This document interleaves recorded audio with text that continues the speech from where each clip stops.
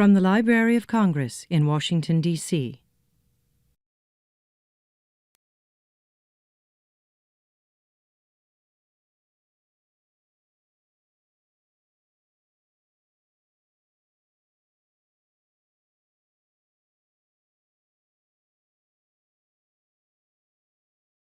Good afternoon. I'm Pam Jackson. I'm director for the Center for the Book here at the Library of Congress. We're part of the National and International Outreach Unit, and we're very pleased to be with you today for this afternoon's talk. It's a really exciting topic with a really great group of people and a great author. I should mention that today's talk is brought to you in part by the Daniel A. P. Murray African American Cultural Association for employees here at the Library of Congress, and they'll have a special part in our program that will be introduced just shortly. I should mention that here, for our external audience for the most part, but to remind us internally too, at the Library of Congress, it's our focus, it's our mission, it's our desire to be recognize and remind the public that we are America's first cultural institution, and it's our mission to provide a rich and enduring source of knowledge. And we care about doing that because we care about inspiring creativity and the intellectual endeavors of people everywhere. And today's topic and book talk is designed to further the library's mission in that way. I'd like to mention that the Center for the Book includes both the Young Reader Center and the Poetry and Literature Center, and it's our mission to promote books and reading and libraries and literature and poetry for the purpose of having informed and engaged societies. We know that now more than ever, literacy is critical to upholding, defending, protecting, and preserving vibrant and robust democracies. And we have now, for 2017, titled ourselves as Defenders of Democracy. So we thank you for being here for part of that, because our talks are designed in part to promote and extend a commitment to a culture of reading, and to make sure that the Library of Congress's mission is really focusing on one anchor of it is that we create and sustain a culture that values literacy and literature. And we do that with today's talk as well. Just as a quick aside, I'd like to mention that the Center for the Book administers the Library of Congress Literacy Awards, another way we further the mission of the library. And we are currently soliciting applications for prize money from the Library of Congress for literacy promotion organizations. So you should visit us at read.gov/literacy awards to learn more about that program. Now, on to today's focus. As we get started, I want to do two things. Ask that you all reach down and check your devices, make sure they're on silent or vibrate. And I do that because our second point is that we are recording today, both for the library's webcast, and we have the honor of having C-SPAN with us today for this book talk. So as you participate and ask questions in the conversation at that point in the program, please know that you'll be being recorded and a part of our webcast. And we can mention that you can also visit us at read.gov to see more than 250 of our author talks and webcasts that we have available from the Center for the Book for the talks that we've had over the years. I'll also mention that if you have not already, the book for today's talk is available for sale out in the vestibule, and we encourage you to obtain your own copy if you have not done so, and to know that she'll be available for book signing after today's talk as well.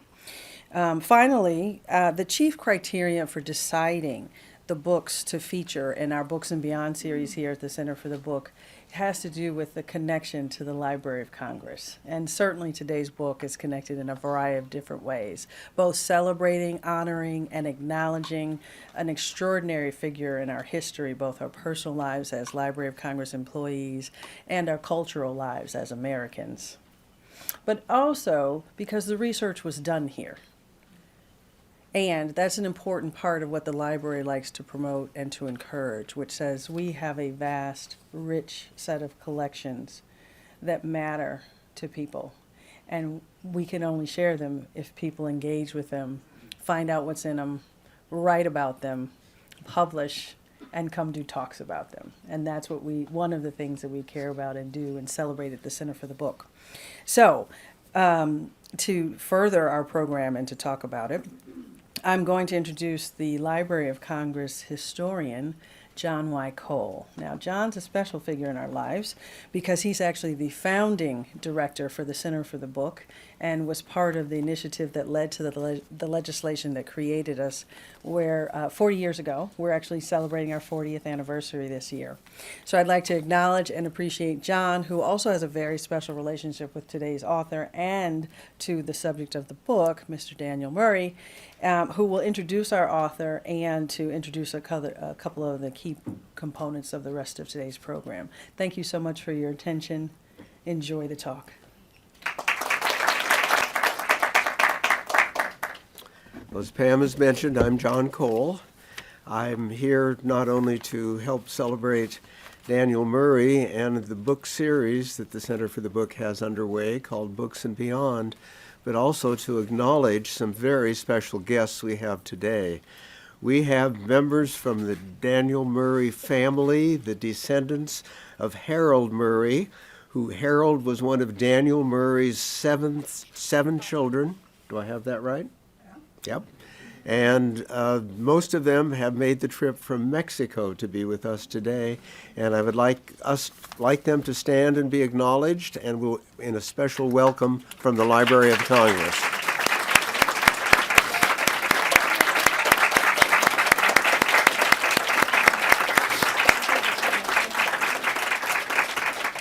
So we have live participatory history going on today, and part of my remarks are going to be aimed at the family as well as some of our other special guests. But we also, through the Murray family, have a special Daniel Murray project that I'd like you to learn about before those of you who don't know the full story of Daniel Murray get immersed in Elizabeth's wonderful talk and book. So I'm hoping that Darren Jones, Darren, where are you? Is right here, will tell you a little bit about the Daniel Murray Association and especially the special project, The Bench by the Road. Let's give Darren and the Murray Association a hand. Thank you. Good afternoon, everybody. My name is Darren Jones. I am the program director for the Daniel A.P. Murray African American Cultural Association. And on behalf of the association and our president, Larry Surratt, and our board members, raise your hand, board members, I want to thank you for being here today. And we have about 150 members of the Daniel Murray Association. Let me see the hands of the members in the room so everybody can see you. Thank you for coming today.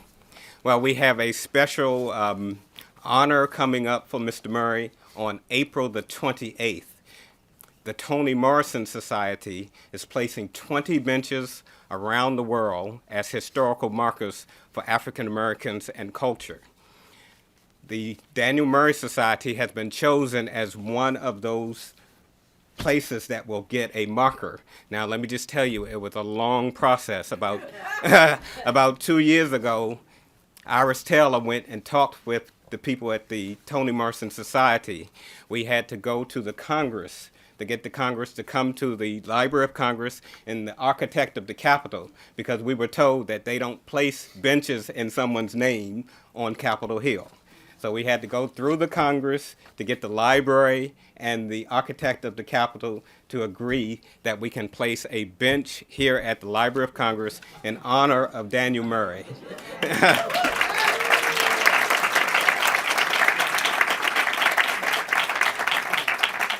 So that project is almost complete. We're still raising money. We had to pay $5,000 for the bench, and we're also going to have a celebration, so we're raising money for that celebration. And I'm being told something else, but I don't remember exactly what that is. But we are going to be having the presentation on the 28th, which is a Friday, the last Friday in April. And so we hope you all can join us at that time. It will be a marker to celebrate the life and legacy of Daniel Alexander Payne Murray. I want to thank Mr. Cole for allowing me to get up here today, and I hope that you all can join us at that time. Thank you.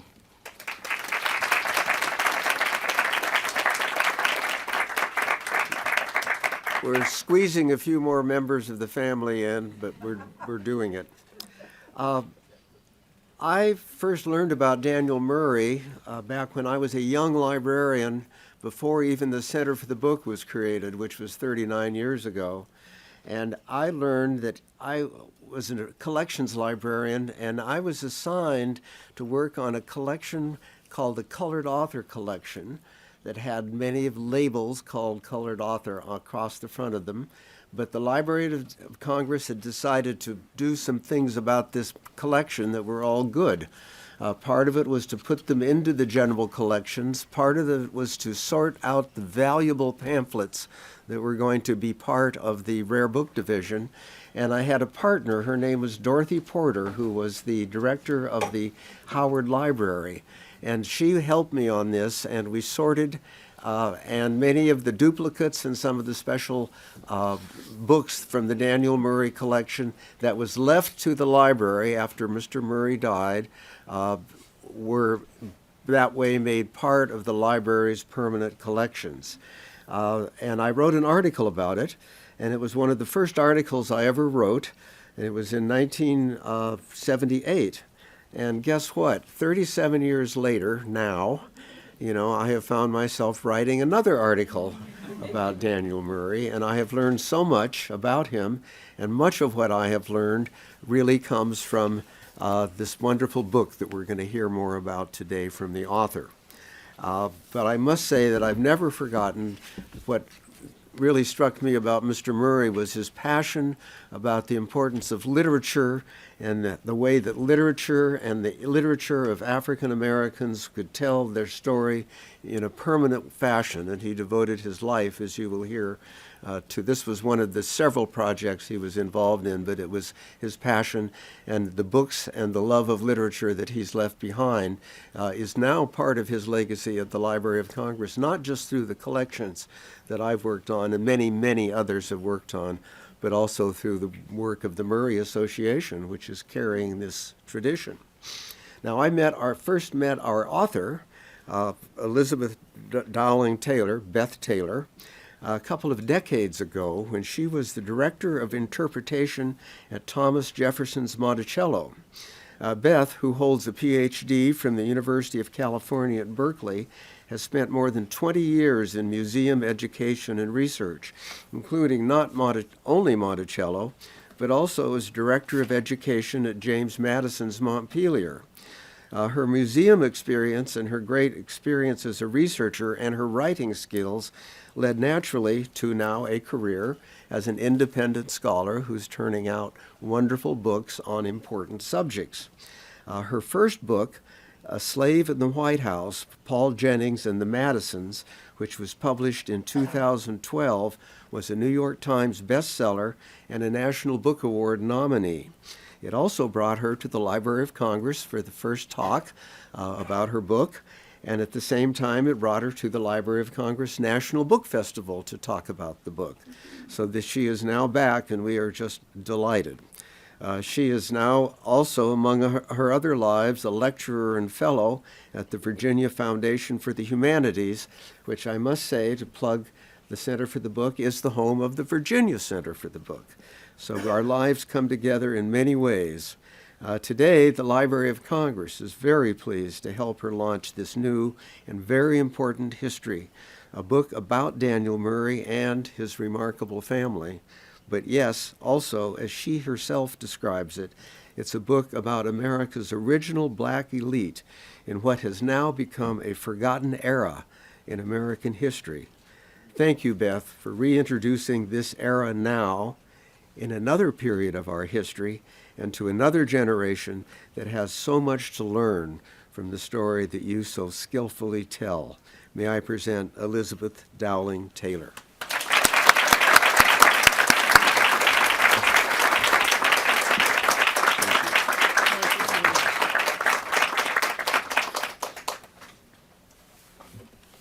Good afternoon. I'd like to thank Pam, I'd like to thank John, I'd like to thank the Center for the Book, I'd like to thank the Murray Association. I'm hoping you'll make me an honorary member. And in general, there are many staff members at the Library of Congress to whom I owe a debt for their help with my research here. And indeed, it was when I was researching my first book on Paul Jennings, James Madison's enslaved manservant, that I stumbled across Daniel Murray.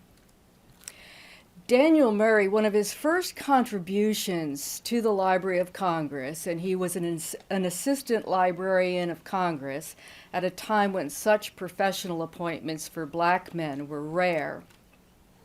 And he started by putting together a list of 270 titles by African American authors. And one of them was the memoir by Paul Jennings, which the White House Historical Association considers to be the first memoir of life behind the scenes in the White House. Precious few copies of it had been made, and I would maintain that if it was not for the save by Daniel Murray, and this wasn't the only important memoir or other notable works, that it would have been lost to obscurity altogether. My book is a biography of Daniel Murray, pioneer in the Black History movement, major race activist, model civic citizen, and prominent member of Washington, D.C.'s Black elite.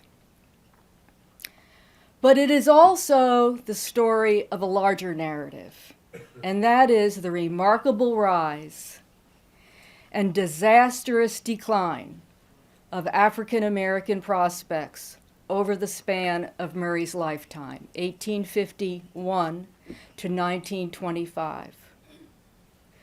The rise of prospects for African Americans after emancipation brought, as one ex-slave put it, a glorious harvest of good things. In particular, the 14th and 15th Amendments to the United States Constitution, which granted Americans of every color all rights, including the right to vote. But later, the federal government, in the name of reconciliation with the former Confederate states, brought about an early abandonment of Reconstruction and ushered in a denial of the rights of African Americans that were embedded in that very Constitution. There was renewal in the South of oppression of African Americans that included stigmatization, discrimination, segregation, intimidation, terror. Now, I have long been a student of slavery, given my work at Monticello and Montpelier. And I know how important it is, how central it is to understanding American history. But I was a little bit slower in understanding that that period between emancipation and the modern civil rights era is just as central. Sometimes you mention the word Reconstruction to Americans, and they're not sure if that was a good thing or a bad thing. And I'm going to share with you a personal anecdote about my ignorance ignorance prior to my intensive study of this era. I had a picture in my head of African American legislators in the halls of Congress looking like buffoonish rubes with hayseeds in their teeth.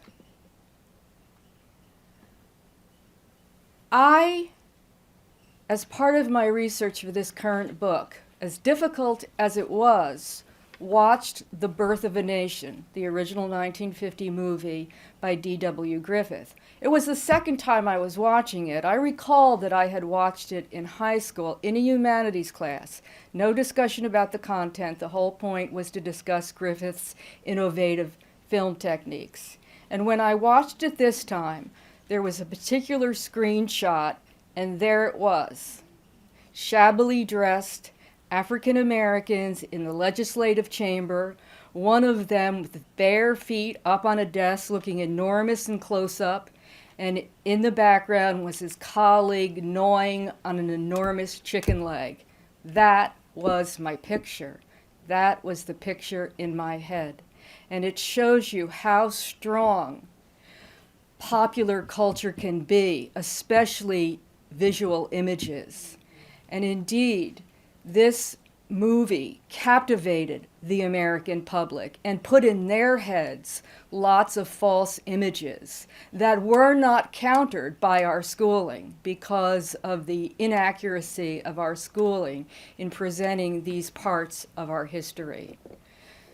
So to be sure, there were 23 African American gentlemen who served in the halls of Congress and in the Senate, and they did so with distinction. So yes, Reconstruction was a good thing. It ended too early. What followed was a bad thing, and that, of course, was the Jim Crow era.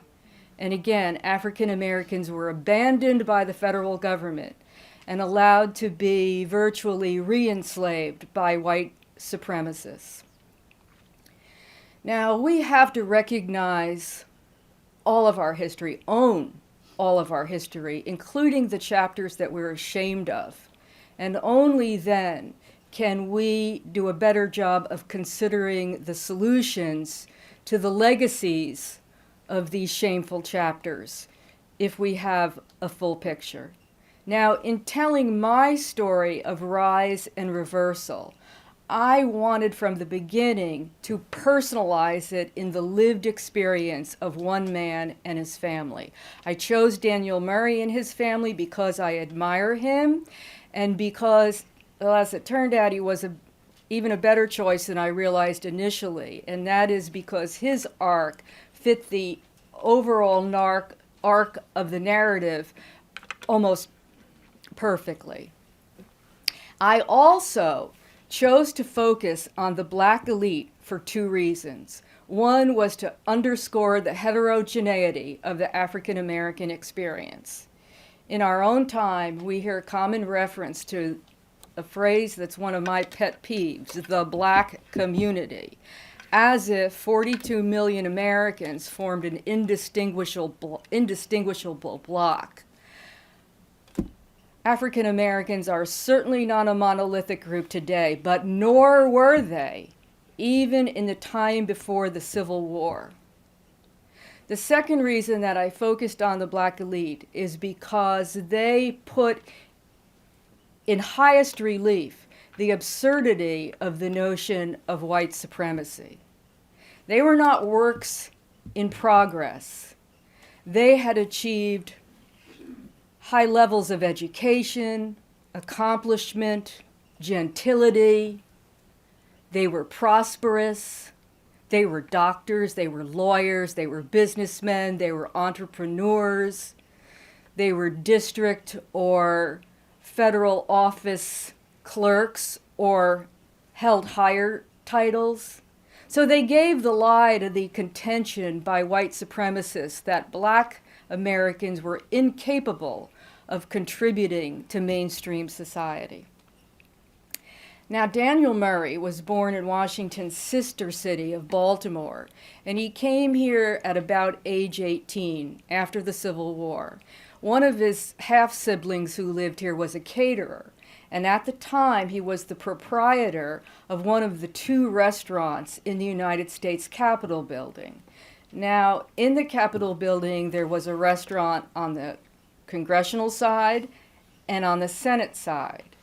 And on the main floor of the Capitol was the Library of Congress. That's where it got its start, and that is where it remained until 1897, when it moved over to the dedicated new structure that we now know as the Jefferson Building.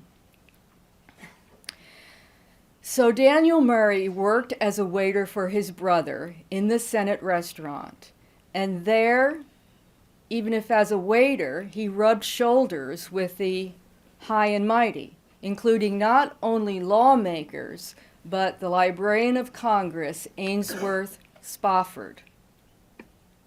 Spofford came to think highly of Murray, and he took him under his wing. He hired him into the library. Murray started there in 1871 when he was 19. And you know, as I was just in the cab coming here today, I, for the first time, did the math to figure out Murray was an employee at the Library of Congress for 52 years.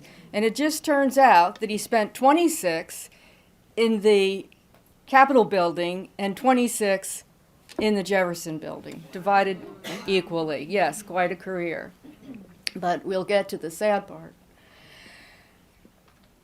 So he worked in the Library of Congress, and Spofford trained him in the librarian's trade, but in other ways too, including teaching him how to make research inquiries and gather data, and encouraged him to pursue languages. They were very close. Spofford was a true mentor to Murray, and he advanced him readily. He got the title of Assistant Librarian of Congress, and he was indeed Spofford's personal assistant. Well, that was all well and good, but Murray never relied, thank goodness, on his Library of Congress salary alone, and many in the black elite had a second stream of income. In Murray's case, he was a real estate and building entrepreneur. He was also very active in civic life, and I mean for decade after decade after decade. He was the first African American to be elected to the influential Board of Trade. He also married well. You know, the black elite in Washington was a very exclusive group, make no mistake, and you had to have a certain package of qualities to be admitted. Most were light-skinned, most had money, but neither one of those alone, or even the two combined, would be enough. The more important question was, who are your people? Are you already related to established members of the black elite? Do you hail from a family line with notable Civil War heroes or abolitionists? Well, Anna Evans did, and in abundance. She was from the abolitionist town of Oberlin, Ohio, and she had attended Oberlin College before her family moved to Washington, D.C., and she was from a long line of abolitionists. Two of her relatives were two of the young men who sacrificed their lives as two of John Brown's raiders at Harper's Ferry.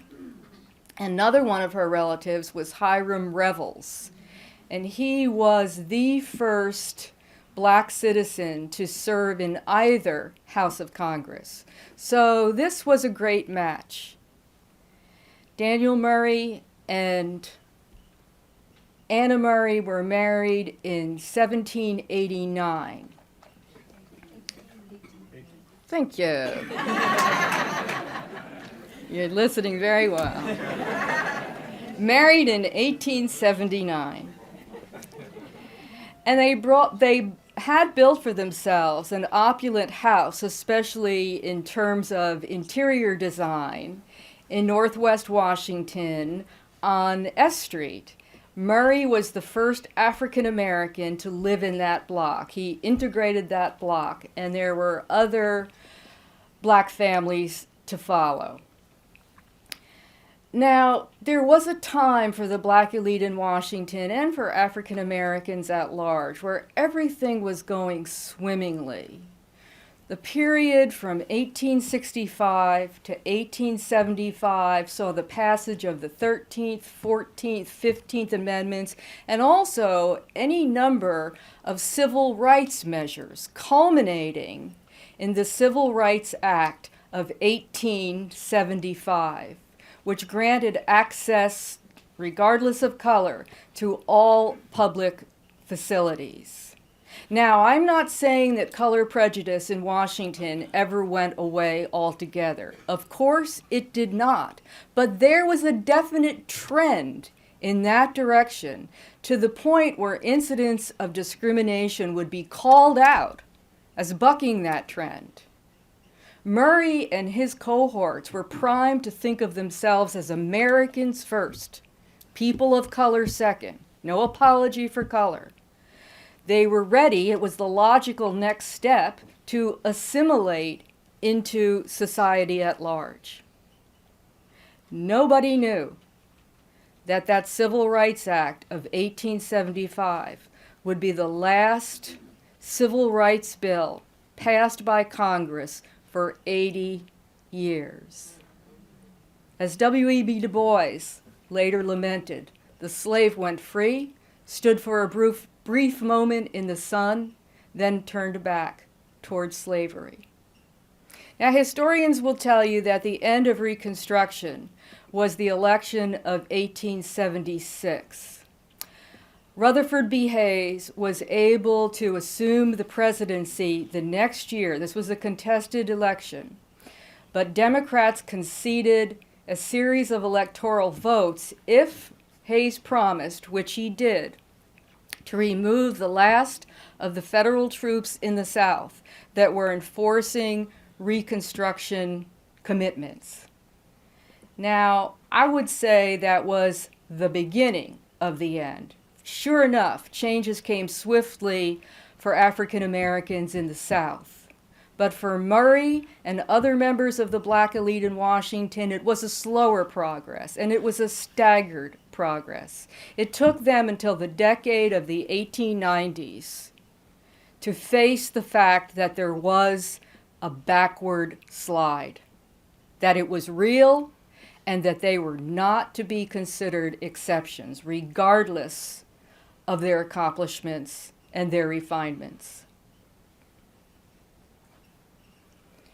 When the rug was pulled out from under all African Americans, those in the black elite only had further to fall. More and more, the only thing that was important was that one fatal drop of African blood. In Washington, with each passing year, there was more segregation and more discrimination. In 1897, Murray faced a case of personal reversal. I have talked about how well his career at the Library of Congress was going. Well, this was until the change in sentiment in Washington as more Southern racists were coming with their rabid brand of racism to Washington, and those black congressmen and senators were being replaced by Southern, shall we say, colleagues. Probably not a good word. Murray lost the support of Ainsworth Spofford after he was no longer the librarian of Congress. He stayed on as chief assistant librarian. It had been he who had conceived of the whole need for a dedicated library building because the books were overflowing to the max in the spaces they had in the Capitol. Well, there had to be a great increase in staff, and there had to be a new organization of staff. And initially, Murray was chosen to be the chief of the new division of periodicals. But after Spofford could not support him, the new Librarian of Congress enacted a reorganization that demoted Murray from his high position and sent his salary flying backwards, not just to what he had been making before he got a raise along with the new title, but to what he had been making, maybe a decade before. And I'll say now, his salary never rose again for the remainder of his quarter-century service to the Library of Congress. Now, what was the problem with Murray being head of the periodicals division? White men, about 3 white men, had to report to Murray. White underlings. That would not do. Now, I'm happy to insert here that today we are all, and Daniel Murray would be thrilled to know that the Librarian of Congress is an African American to whom all 3,000 and some Library of Congress employees report to.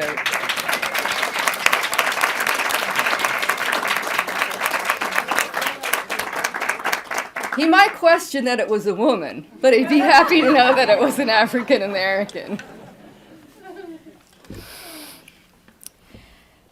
Now, the nadir came with the administration of Woodrow Wilson. Woodrow Wilson was Southern bred, as were many members of his cabinet. And it was their idea, for the first time, that federal offices should be segregated according to color. African Americans were worked in screened off areas. They had to use colored only toilets. Same thing with their lunchroom. And this extended, sad to say, to the Library of Congress. One day Murray finds out there's a separate cloakroom for black men only.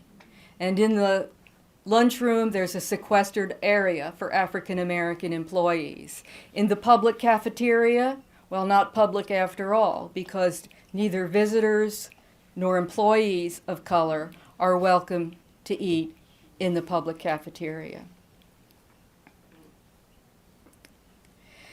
Now,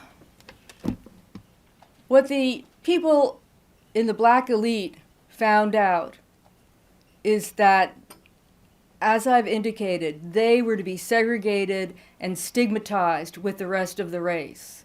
But they were not going to take these changes laying down. They weren't going to sit back and wait on white largesse. They got organized, and in 1898, the first truly national civil rights organization in America was formed, the National AfroAmerican Council. And Daniel Murray served on the first executive committee and was the chief of its legal and legislative bureau.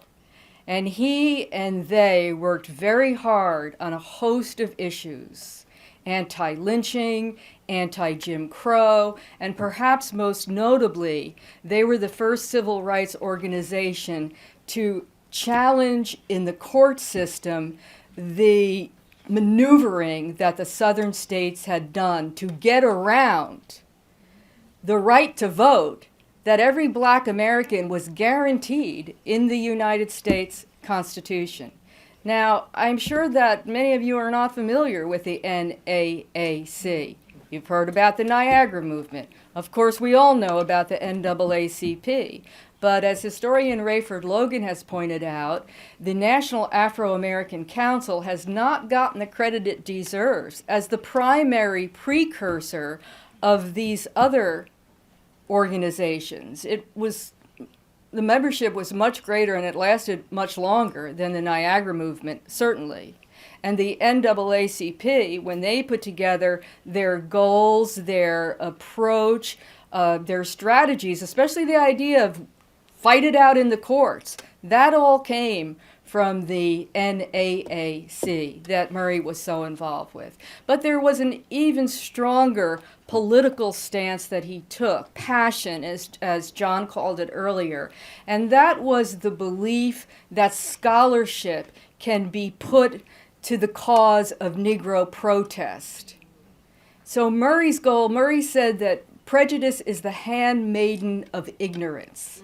Now, he had started out with this list of 270 works by African American authors. Well, believe me, that was only the beginning. The man became obsessive about carrying out this work. He was allowed to work on it if he had a time here and there at the Library of Congress, but most of it he did in his own time. And it mushroomed. And he moved on. He always continued with the bibliography, but he moved on to biography as well. And then he moved on from African Americans to Euro-Africans as well. And he moved from literature and the polite arts to all fields of endeavor, and then to, as he would put it, the colored race throughout the world. And in the end, and he had mountains and mountains of sketches, 25,000 biographical sketches. In the end, his goal was to produce a 6-volume, 800 pages each, what he called Murray's historical and biographical encyclopedia of the colored race throughout the world. This was his grand vision. This was his opus. Well, sad to say that he never did get to see it published. There was no publisher willing to underwrite an endeavor like that. Carter Woodson, he tried too. W.E.B. Du Bois, he tried too. And it wasn't until the last century of the 20th century, the last year, of the 20th century, that an Encyclopedia Africana saw printer's ink.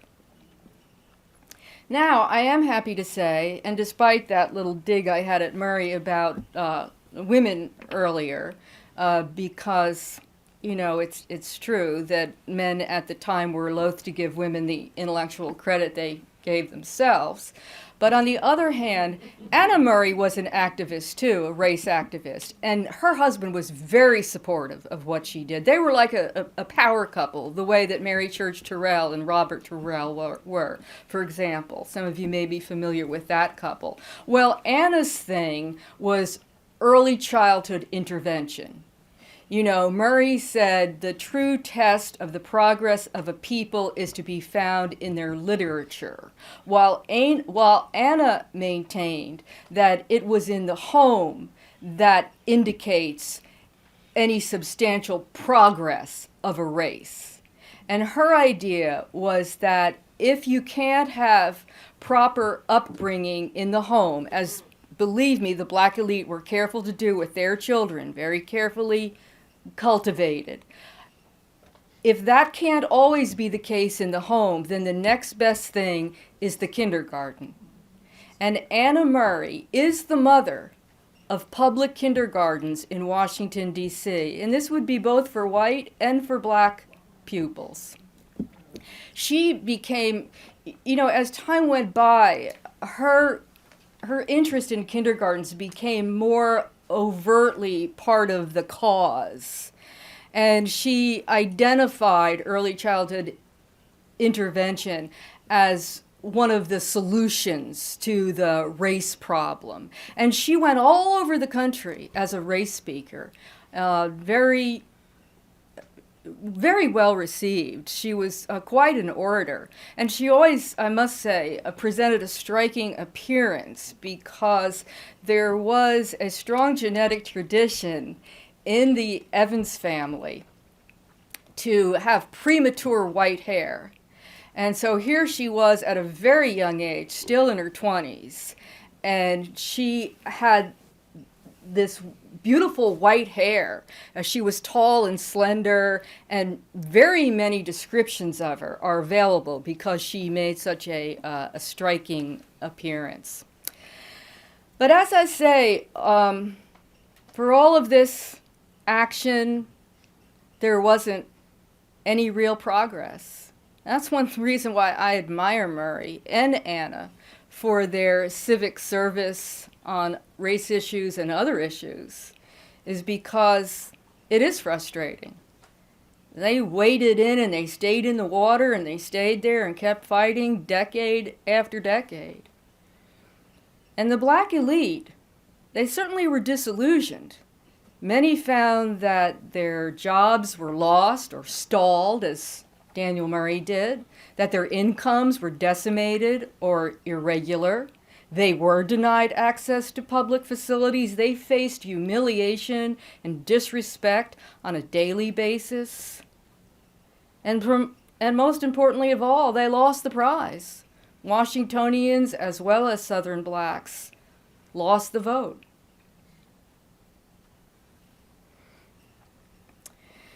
Now, I'd like to turn to the next generation. You know, the Murrays had 7 children. There were 6 sons and 1 daughter. 2, a son and a daughter, died as little children. And they were buried in a park-like setting, an interracial cemetery in Washington. But later, it was deemed that that cemetery was a health hazard, and Murray had to exhume the bodies of his little children, could find no other interracial cemetery that would accept them, tried 30 different places. And they ended up having to go to a new cemetery, which especially at that point was described as nothing more than a potter's field, although it's the cemetery where eventually all the Murray family members were buried, and so were many other leading members of the Black elite, like Blanche Bruce or John Mercer Langston, and I'm referring to Woodlawn Cemetery. Well, it was especially ghoulish with the little girl, Helene. She had died of diphtheria, and so her body had to be drenched in a solution of chlorate of lime before it could be reinterred. Now, there were 5 remaining sons. We all think of the American dream. One aspect of it is that one wants to see one's children do better than oneself. Well, this was not to be. If that's true, then the Murray generation and the generations with his sons had much to be disillusioned about. His sons went to top colleges. All 5 have college degrees. One went to Harvard, 3 of them went to Cornell. Of course, at these schools, discrimination was showing its ugly head. The generation before, an African American could go to Cornell or go to Harvard, and there wasn't any discussion about separate dormitories. But now, the schools would tell you, in deference to students from the South who found having to room with blacks odious, all of a sudden there was. Moreover, if you got through the experience nevertheless, and I want to mention as a side that one of Murray's sons, his son Nathaniel, was one of the 6 African Americans at Cornell University that founded the first black college fraternity, Alpha Phi Alpha. And that, of course, was a way to get around the isolation and to bond and support one another. But when they finished with their college education, they found that the job pickings were slim to none, that there were very few career opportunities open to them. And that's why Murray's sons Nathaniel and Henry spent their working lives in the colored public school system in Washington. Some of you may be surprised to know, some of you may well already know this, that at the time that we're referring to, the colored school system, the public colored school system in Washington was par excellence, all the way up to the capstone, which of course would be Howard University. And a good reason for why that was so is because there were so many, shall we say, overeducated black men and women who found such career opportunities so limited in range that so many of them, even with PhDs, ended up working in the public school system. Now, Harold had great job success, but he had to go to another country to find it, namely Mexico. Some of you who know Washington history may well be familiar with Lillian Evans Tibbs, known professionally as Madame Ivanti. She was a well-known opera singer. Well, what you might not know is that she was Anna Murray's niece. And she faced the same kind of prospects. She had to go to Europe to have more career opportunities. She had a life's goal of singing with the Metropolitan Opera Company in New York City, but because of her color, that was never allowed. Only 2 of Daniel and Anna Murray's sons had children. One had 2 children, and Harold had 10 children. So you shouldn't be too surprised that all of the Murray descendants that are with us today are descendants of Harold Murray. And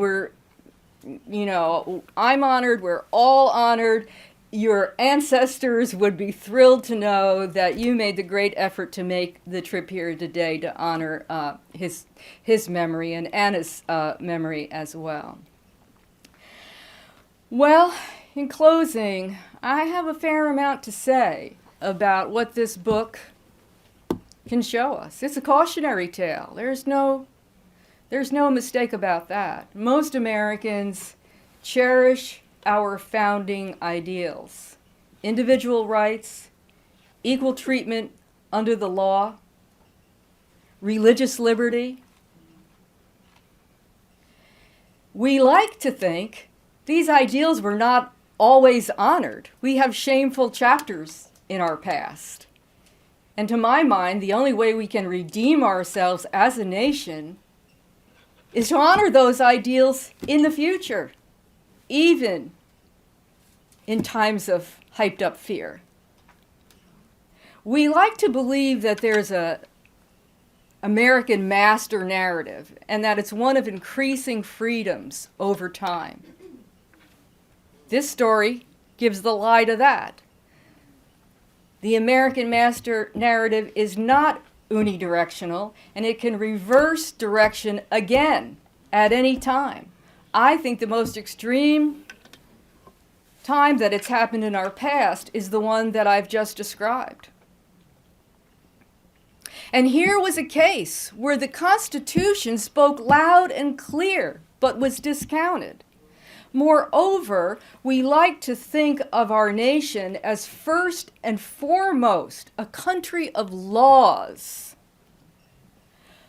But not only the Southern governments, but the United States government turned their backs on crime as serious as arson and lynching.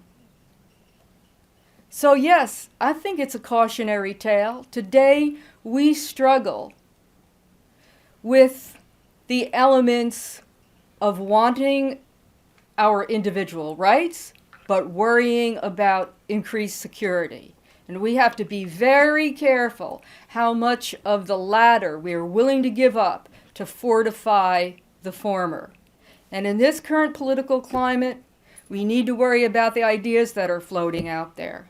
Some Americans are more real Americans than others. The very concept of religious liberty, one religion being favored over another, if religious liberty doesn't exist for all sects, then it doesn't exist. And this idea that profiling, whether it be African Americans or Muslims or Arab-looking people, the problem isn't that we just have to stop describing it as politically correct. It's not politically correct, it's just correct. So I would wonder if we shouldn't move from a state of caution to a state of action. Rights won must be rights guarded. Our founders understood that. For self-representative government to succeed, it takes a free press, and it takes a vigilant and informed citizenry. Rights won must be rights guarded, or else, as in this case, they will need to be rights re-won. And it was a slow and torturous climb back up for African Americans. I told you there's no happy ending to this story, but I would maybe close by echoing the words of Congressman John Lewis. Get in the way. Get in trouble. Good trouble. Thank you so much.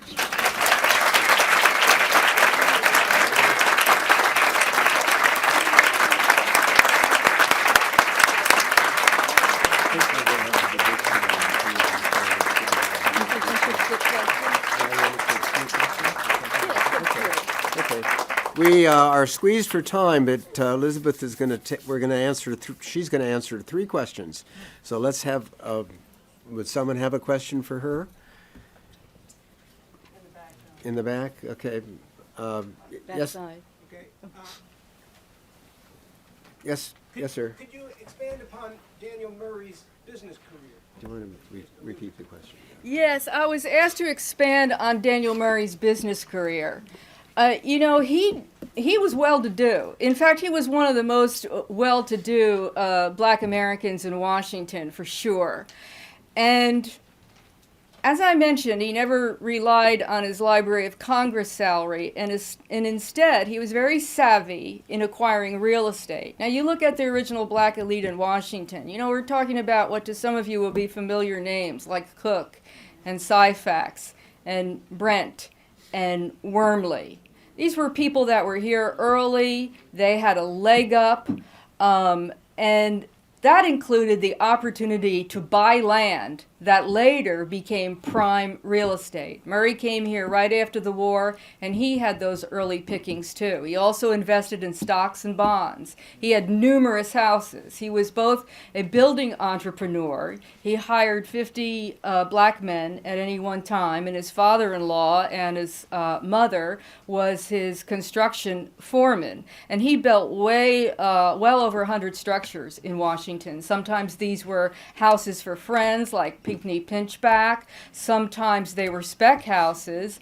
In one case, he built 3 houses near Logan Circle, one for himself and 2 to rent. In the end, once he had built his house on S Street, he rented all 3 of those. He also had properties in Maryland.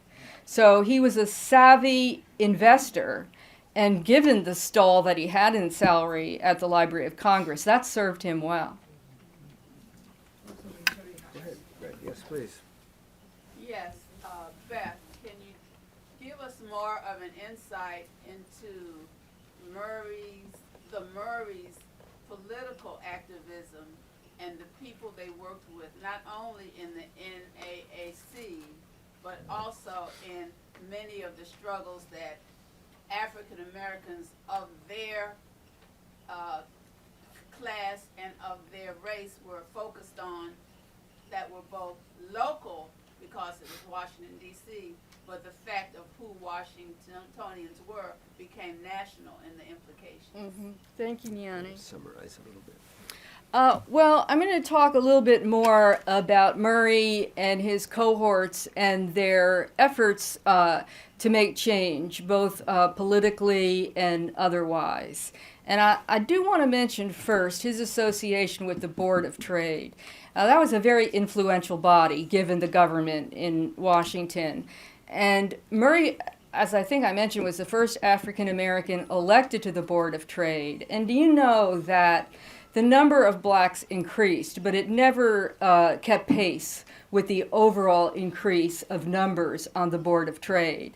And then there were fewer and fewer African Americans, not only proportionally, but Daniel Murray was part of that Board of Trade until he died in 1925. I think he may well, again, have been the only African American on the Board of Trade at the end of his life. Well, there were 2 issues that he was compassionate about that he worked on with the Board of Trade and got to see ultimately, after decades of effort, success with both of them. One was to establish in Washington manual trade high schools. Manual education, I should say, because Murray was very sure that this wasn't about training for trades. This was about acquiring, employing both the head and the hands to understand drawings and to be able to manufacture something from 2 dimensions to 3 dimensions and so on. And eventually, he and the other members of the Board of Trade were able to see 2 such high schools established in Washington, one for white pupils and Armstrong for black pupils. And Anna's brother, Bruce Evans, was principal of Armstrong for many years. And the other was to establish in Washington a free public library open to all. The Library of Congress, books don't circulate there, of course, and at this time they didn't have extended hours, so that was very important. And that eventually was realized with what was initially called the Carnegie Library, Mount Vernon Square, and of course is led directly to the Martin Luther King Jr. Library. So those were two elements that he worked on that he could see through to fruition. There were so many others that he did not. The National AfroAmerican Council, some of the people involved included T. Thomas Fortune. he was really the instigator, along with Bishop Alexander Walters, who was the president for so long. And Murray, interestingly enough, and he's not a lawyer, but he was chosen to be the head of the Legal and Legislative Bureau. And part of the reason for that is over his time in the Library of Congress, and at one point he had been assigned to the law library, he had not only a self-taught thorough grounding in law, but he gained much experience writing legislation. And he, you know, whether it be with African American supporters or whether it be with white congressmen and senators, and he knew how to network. There were many cases where legislation that was presented by a congressman or senator was in fact written by Daniel Murray, including the whole tax plan for Washington, D.C., a change in the structure, which was another Board of Trade activity. But again and again, Washingtonians had to fight against Jim Crow cars coming into the city. They had to bird dog that issue because over and over again it would come up. You know, another active participant in the NAAC was George White, and he introduced the first anti-lynching legislation, and then there was one after another all the way into the 1920s, and none of them ever got through. Now, what Murray worked really hard on was, in Louisiana, there was a grandfather's clause, was part of their new constitution, which was a way to suppress almost entirely the black vote. They, in their constitution, called for a literacy requirement. But they said that if anyone was the descendant of a man who could vote in 1865, then they were exempt. They were grandfathered out. Well, and that was obviously, that's such an obvious way of getting around the intent of the 15th Amendment. And Murray and the other officers in the NAAC took this on. And as I say, it was the first time that a national civil rights organization said, let's fight it out in the courts. They didn't get as far as the Supreme Court on a technicality, but they certainly laid the groundwork for that approach in the future. So we actually said 3 questions, and we're going to change our mind and keep it to 2. I'm sorry, I blabbered on too long with them. And no, it is with very deep appreciation that we have you here and that you shared the knowledge you've shared. First of all, you talked with no notes, my gosh, the entire time. It was really awesome. But I think that one of the things that I'd like to emphasize here is how much we care about reading and writing, not just because we do it, but because then we get to share it in the way you share today and make it come alive and make it real for us. I feel now personally mentored by Daniel Murray from this talk, even more so than from the words on the page, although the words on the page are absolutely exquisite too. So first of all, if you haven't bought this, go buy it. It's outside, and there will be book signing. Elizabeth is generous enough to stay with us for a little while for book signing outside shortly, so make sure you do that. Again, on behalf of the Center for the Book and on behalf of the Librarian of Congress, Carla Hayden, I thank you for being with us and joining us today in partnership with the Daniel A.P. Murray Association, who has a special gift for the family, which is this Black Americans in Congress book that they have a copy for each of the members of the family that are with us today. Oh my God. Thank you for that. Thank you.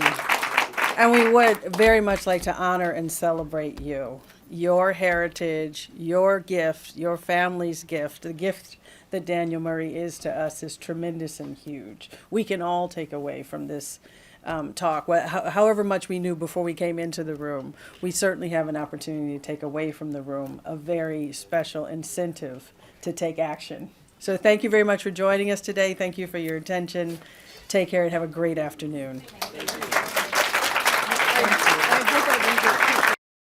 This has been a presentation of the Library of Congress. Visit us at loc.gov.